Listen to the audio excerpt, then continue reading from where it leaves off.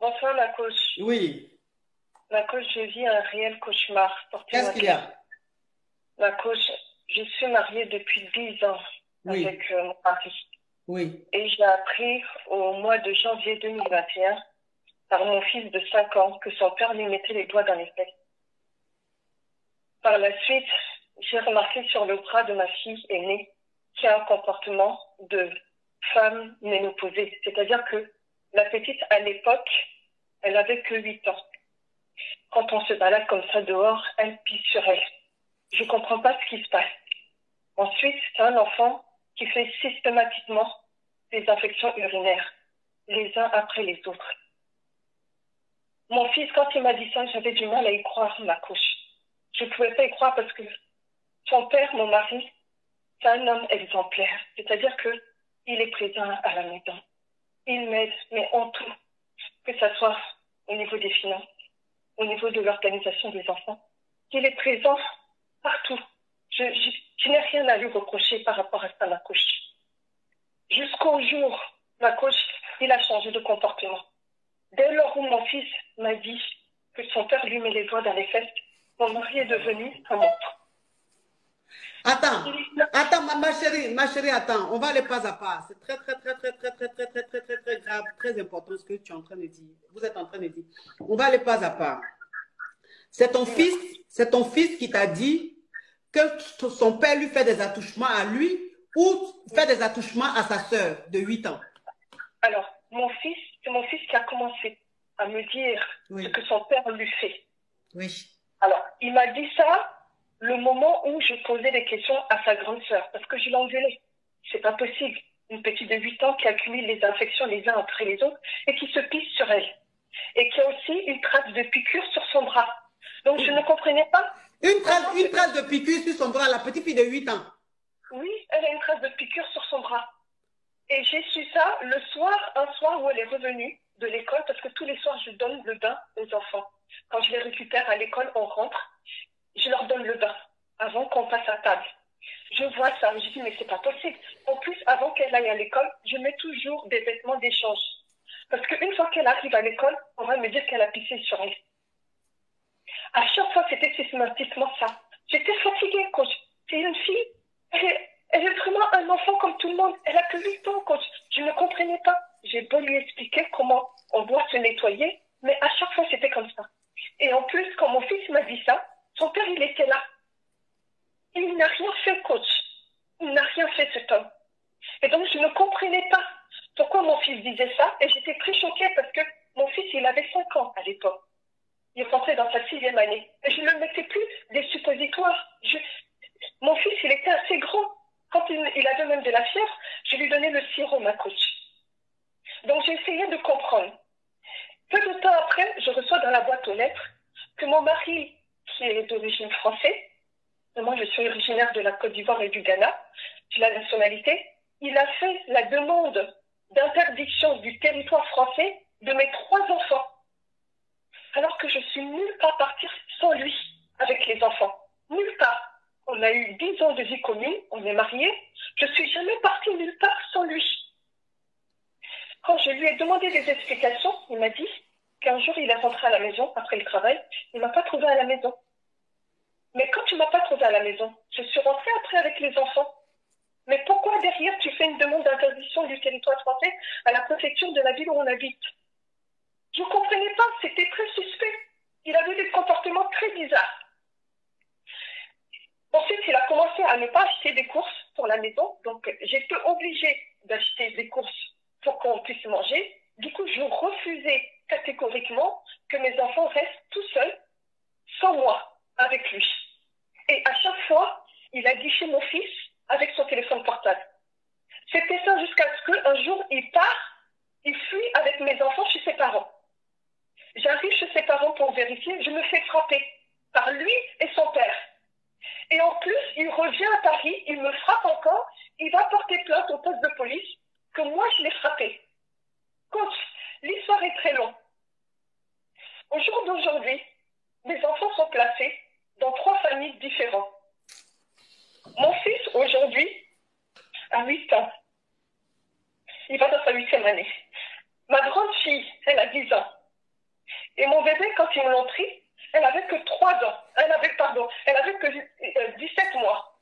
Aujourd'hui, elle a 3 ans. Ils ont placé mes 3 enfants dans 3 familles différentes. Au jour d'aujourd'hui, tous les éléments qui ont été apportés par les familles d'accueil dans lesquelles mes enfants sont, ils n'arrêtent pas de dire systématiquement les incestes qu'ils ont subis. Et c'est moi qui ai mis en cause, coach. C'est moi qui ai mis en cause. C'est-à-dire que tout ce que je peux dire, que ce soit devant le juge, que ce soit devant les magistrats, ma parole n'a aucune valeur, coach. Ça fait 2 ans, je n'ai pas vu mon petit garçon. 2 ans, coach. Ça fait... Ma grande fille aujourd'hui, elle a 10 ans. Les services sociaux disent que mon fils a dit qu'il ne veut pas me voir parce que je n'ai pas assez protégée. Et que ma fille de 10 ans, veut me voir, mais qu'en présence d'une tierce personne. Et qu'elle ne veut pas venir chez moi. Coach, je souffre. Aujourd'hui, je suis sortie du jugement. Je suis sortie du jugement parce que on me dit que le juge des divorces a décidé que la résidence des enfants serait chez moi. C'est-à-dire que dès lors où on m'a pris mes enfants, j'habitais dans le 78 à Rambouillet, dès lors où on m'a pris mes enfants, je suis partie chez mes parents à Sainte-de-Bretagne, en Bretagne. Le jour d'aujourd'hui, j'habite toute seule à Saint-Malo. Je travaille en tant que conseillère chez Sephora. Quand je suis fatiguée, je suis fatiguée. J'ai besoin d'aide.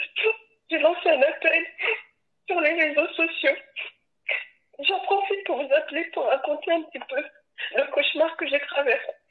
Si vous pouvez m'aider ou si quelqu'un qui suit votre émission peut me tendre la main pour récupérer mes enfants parce que ils ont séparé les enfants dans 3 familles différentes. Ils sont tout petits.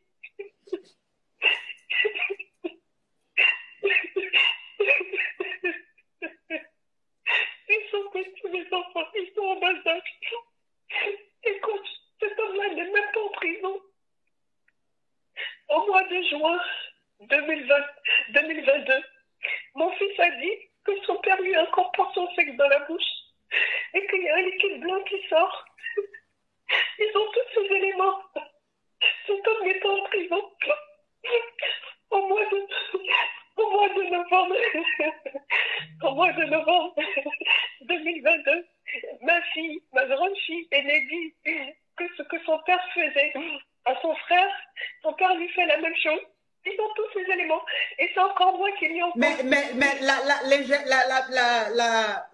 la piqûre dans le bras de ta fille, qu'est-ce que c'était? J'ai pris la photo, je leur ai donné tous ces éléments. Je ne sais pas ce que c'était. Pourtant, je n'avais pas fait d'analyse sanguine avec ma fille. On n'avait pas été voir le médecin. Le médecin ne nous a pas prescrit quand j'ai vu. Le médecin ne nous a pas prescrit. J'ai même pas fait d'analyse sanguine à ma fille. Donc, cette trace de piqûre, je ne sais pas d'où elle sort. J'ai posé la question à ma fille, elle m'a dit, maman, j'ai aucun souvenir. Je ne sais pas comment je me suis fait ça.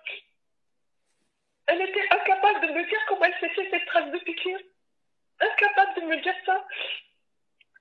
Depuis 2 ans qu'elle est placée, elle n'a pas parlé. Le choc, donc elle a perdu, elle ne parle plus. C'est le choc. Elle ne parle plus.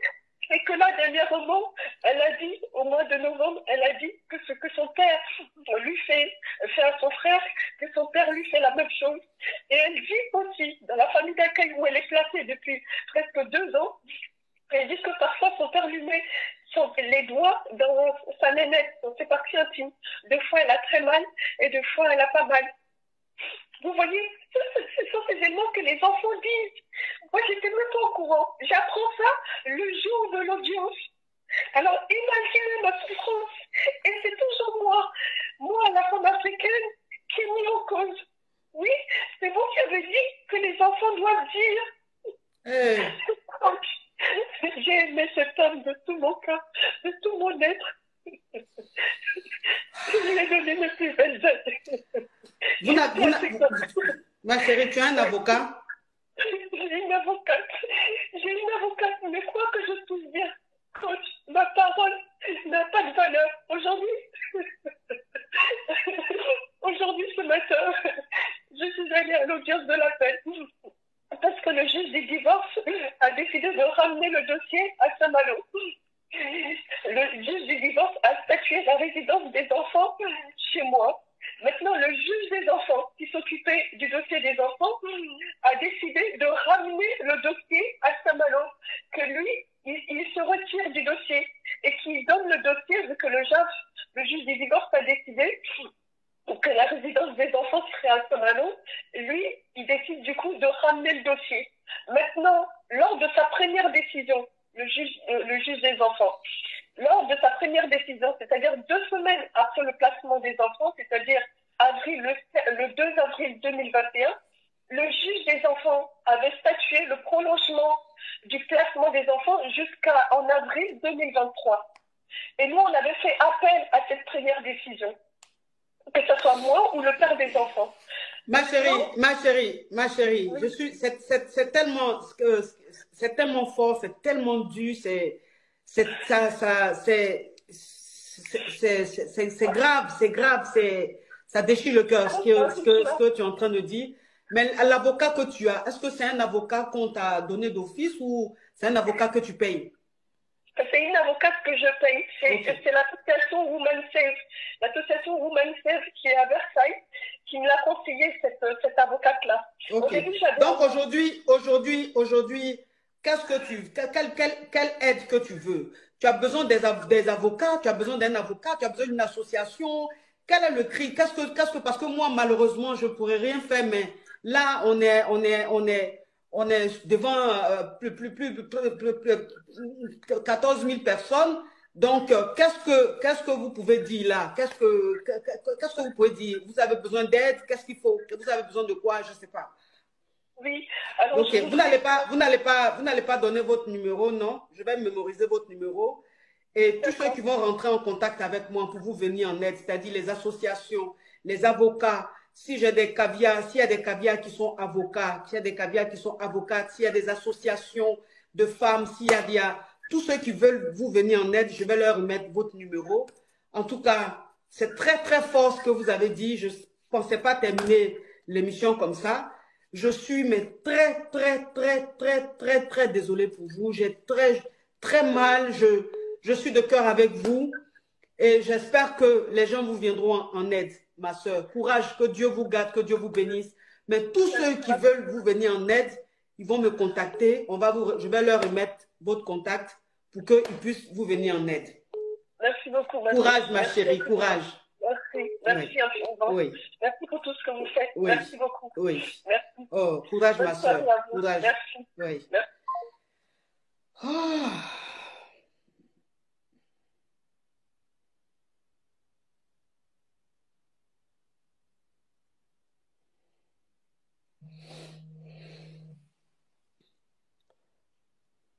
Allô? Oui? Oui, bonjour coach. Oui, bonjour. Pour la dame qui vient juste d'appeler, oui. Comment dire, j'ai une avocate qui est vraiment excellente dans ce domaine-là. Dieu merci. Et je veux vraiment l'aider, s'il vous plaît. D'accord. Parce que là, ouais. C'est hallucinant, quoi. C'est fort. Voilà, elle est vraiment spécialisée dans ce genre de cas, dans ce genre de dossier et tout. D'accord. Ok, donc ma chérie, je vous envoie son numéro tout de suite. Super, merci beaucoup. Oui, moi je suis mal là. Je vous envoie son numéro tout de suite. Merci beaucoup. Oui.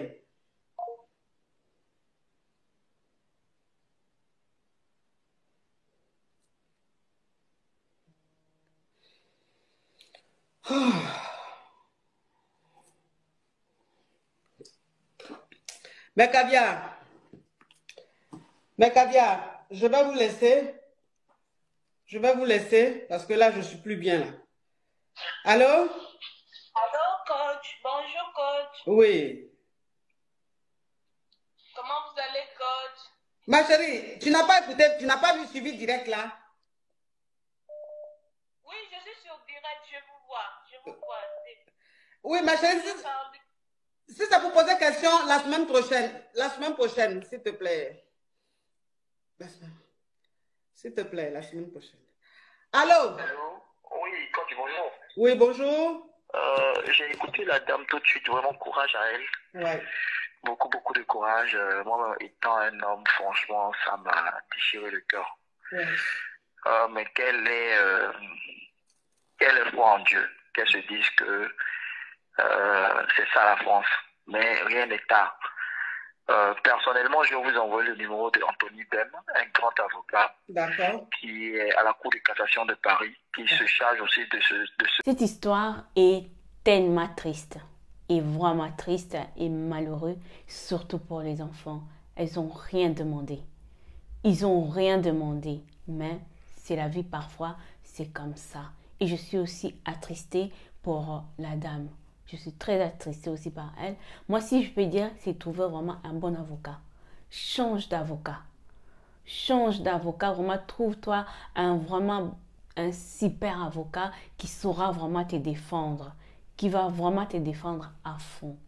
Alors, c'est dans les genres de situations aussi, on regarde parfois des émissions, des reportages par rapport aux enfants abusés et placés par la suite à des familles d'accueil par le juge.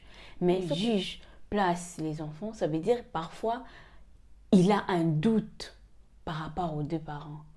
Pas que l'autre a fait aussi la même chose, mais peut-être parce que l'autre n'a pas su protéger les enfants ou bien l'autre n'a pas signalé les actes de l'autre et que l'autre a vu, mais elle a mis du temps. Il ou elle a mis du temps à signaler ses actes.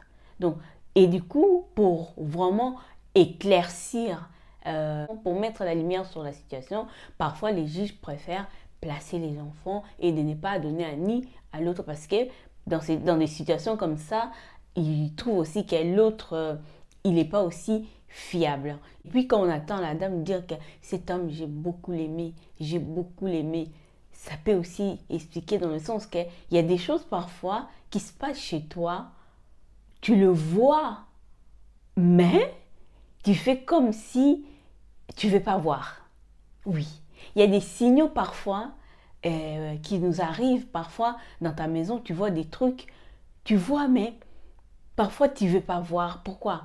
Tellement que tu aimes tellement la personne, tellement tu te dis non, cette personne ne peut pas faire ça. Non. Ou bien c'est moi qui imagine ça. Ou bien, et quand elle dit aussi que sa petite fille, elle demande pour voir sa mère, elle demande qu'il y ait une troisième personne. Si c'est questionné en se demandant pourquoi la petite fille demande une troisième personne pour voir sa maman. Donc, il faut qu'on réfléchisse aussi ne faut pas s'embarquer seulement là, il y a plein d'émotions et tout. Il ne faut pas s'embarquer seulement dans les émotions. Et elle a vu des piqûres et tout. Donc voilà, des choses comme ça, parfois, il y a des choses encore qui s'est passé en dessous. Donc, alors il y a encore un truc, je pense qu'ils ont dit se poser la question, mais deux enfants qui se font, voilà, dans la maison. Et en plus, ce sont des enfants à bas âge. Des infections urinaires en répétition pour un enfant, c'est anormal. C'est anormal. Il faut aller consulter. Il faut directement aller consulter. Qu'est-ce qui s'est passé? Est-ce qu'elle a été consultée? Ou bien elle a été un peu consultée trop tardivement? Qu'est-ce qui s'est passé vraiment? Qu'est-ce qui a fait que cette histoire est sortie au grand jour? Est-ce qu'elle a été portée plainte?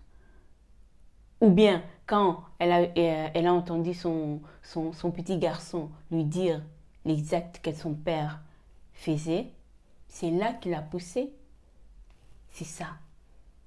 C'est ça. Je pense qu'il y a beaucoup des explications derrière cette histoire. Alors, prenons cette histoire avec beaucoup de recul. Voilà. Prenons cette histoire vraiment avec beaucoup de recul.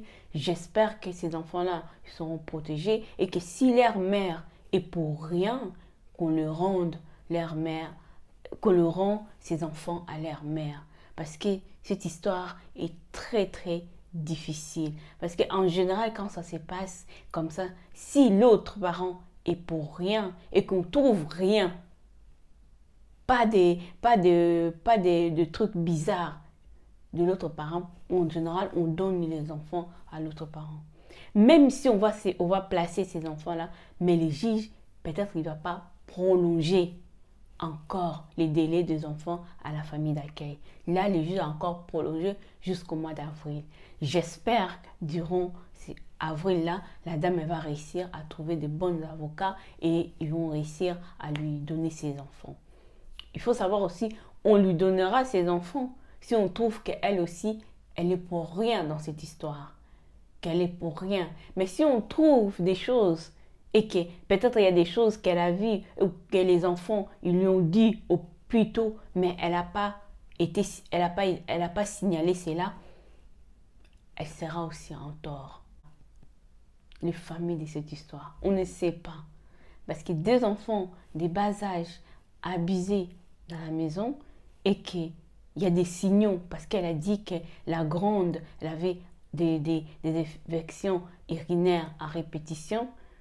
Quand une petite fille de 10 ans a des infections, une petite fille de 8 ans qui s'est fait pipi sur elle, elle a des infections urinaires, il faut aller consulter. Il faut aller consulter. Et là, de fait, que les juges ont placé les enfants, ça veut dire qu'il y a eu des examens gynéco vis-à-vis des enfants. Il y a eu des examens gynéco peut-être qui ont révélé l'état de santé de la petite. Et voilà, peut-être que ça, ils ont vu que c'était trop long, quoi, pour ne pas que l'autre parent puisse ne pas voir. Alors, voilà. Pour tous ces genres de choses, je ne m'embarque pas trop vite parce que parfois, c'est délicat. Donc, c'est vraiment très, très délicat cette histoire. Mais j'espère que cette dame, elle va réussir à s'en sortir et elle va récupérer ses enfants et elle va réussir à construire quelque chose de solide vis-à-vis des enfants. C'est pour dire aussi que nous les parents, nous devons être vigilants. Nous devons être vigilants.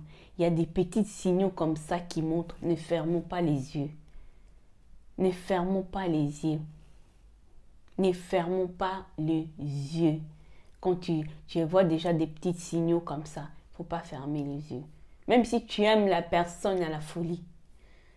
Même si tu aimes la personne à la folie. Ce n'est pas parce que cette personne-là est attentionnée, est douce, et comme ça, ça ne veut pas dire qu'il ne peut pas faire le mal. Non.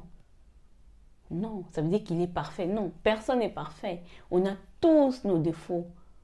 On a tous nos côtés sombres en nous. Donc, il faut être vigilant. Protégeons nos enfants. Donc, protégeons nos enfants. C'est une histoire vraiment très, très, très, très triste. Donc, si ça dépend, les statuts du monsieur. Voilà. Les statuts du monsieur, quoi comme boulot.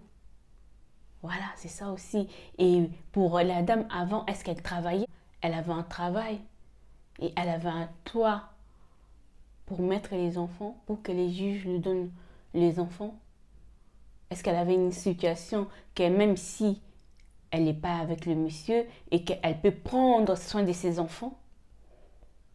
Donc voilà, c'est tous ces genres de questions qu'il faut se questionner aussi. Il faut se questionner pour dire que, parce que là, elle dit qu'elle travaille à Saint-Malo dans un conseillère chez... Voilà. Mais avant, qu'est-ce qu'elle faisait avant? Est-ce qu'elle travaillait? Est-ce qu'elle avait un boulot? Est-ce qu'elle avait son... Parce que maintenant, on peut dire que oui, même si la maison est petite, le juge te donne automatiquement les enfants. Non. Maintenant, c'est plus comme ça. Maintenant, c'est plus comme ça. Les juges regardent l'endroit là où tu habites, si l'endroit est aux normes pour te donner les enfants. S'ils trouvent que l'endroit n'est pas aux normes, il ne va pas te donner les enfants. Les juges regardent tout ça maintenant. Les juges regardent tout ça. C'est plus comme avant qu'on on vous donne les enfants parce que tu es la mère ou quoi. Non, maintenant, c'est plus comme ça. C'est pour ça que nous devons nous renseigner. Le papa a mis interdiction de quitter le territoire. Non. Il faut trouver un avocat. Il n'a pas le droit. il n'y a pas le droit. Il faut que vous deux, vous puissiez être d'accord.